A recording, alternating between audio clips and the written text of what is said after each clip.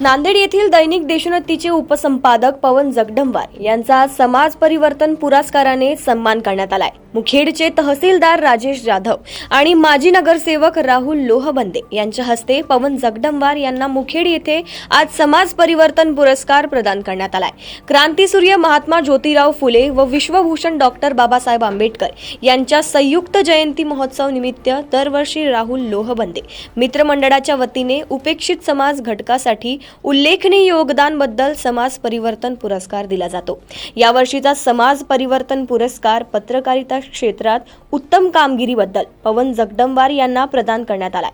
दैनिक देशोन्नती व देशोन्नती न्यूज चॅनलच्या माध्यमातून जिल्ह्यातील समाजकारण, राजकारण यासह गोरगरीब, कष्टकरी, कामगार, शेतकरी, शेतमजूर, विद्यार्थ्यांच्या प्रश्नांसह शहरातील नागरी समस्यांवर निर्भीड व परखडपणे लिखाण करून महामानवांना अभिप्रेत असलेली समाज व्यवस्था निर्माण करण्यासाठी लेखणीच्या माध्यमातून समाज परिवर्तनासाठी करीत असलेल्या उत्कृष्ट कार्याची दखल घेऊन पवन जगदंबार यांना आज समाज परिवर्तन पुरस्काराने गौरवण्यात आलाय।